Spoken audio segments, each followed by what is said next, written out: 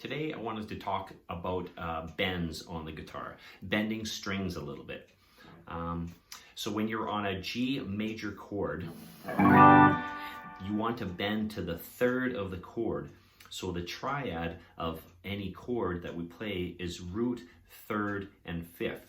So on a major chord, when you're doing a bend, you want to always bend to the third of the chord. So the triad for G is G, B, D. So the third is B. Okay, so you got to find where all your B's are on the guitar, and you want to map those out and bend. So when you're on a G chord, you can bend to the B. So there's a B on the second string, 12th fret. Okay.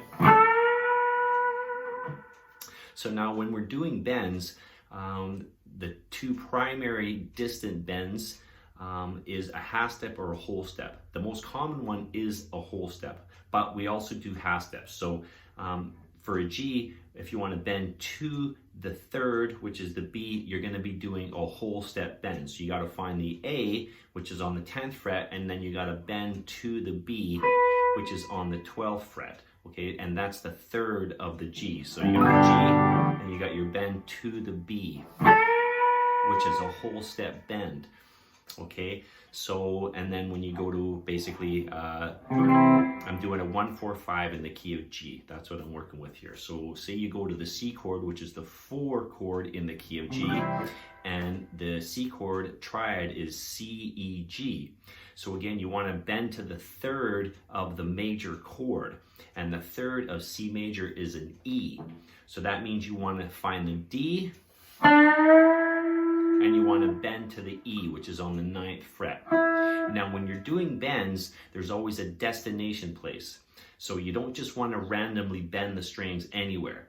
So like I said, on a major chord, it's the third of the chord. Whatever chord you're on, you're going to be bending to the third. Okay, so again, in this case, we're going to a C chord, and the third is an E. So you want to try to, and that's on the 9th fret, 3rd string. So you want to try to get that E in your ear, and then you go down 2 frets to the D, and you want to bend it up to that E. Get that E in your ear, bend to it.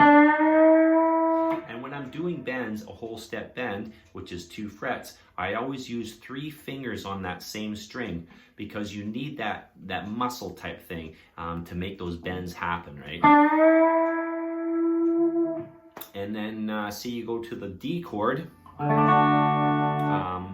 the third of a D, so the triad of D major is D, F sharp, A.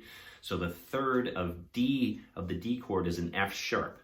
So you go find your F sharp, and you go down 2 frets below it, which is an E, and you bend up to that F sharp. And again, you want to check that F sharp and get that in your ear. Make sure you got that pitch, and then you bend to it, that whole step bend. Okay, so over a G, you got a B here, and then your C, and then your D chord, and then back to your G. Okay, so there is also half step bends as well. Sometimes we'll do a little half step bend and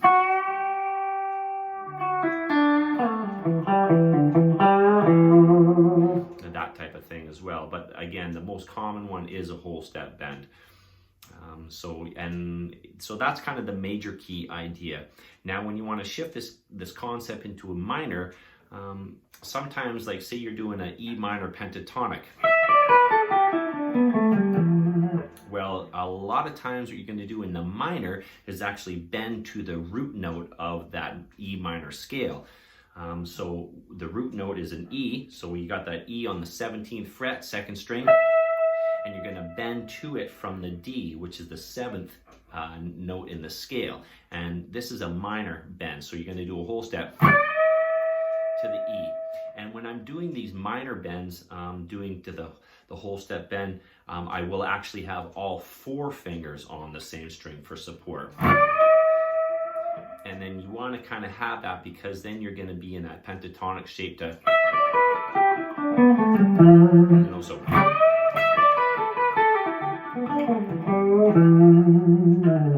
Okay. And then in the minor, there's another way. One other bend that I want to recommend is on the 5th scale degree. So again, in E minor, the 5th scale degree is a B. So there's another bend that's very common.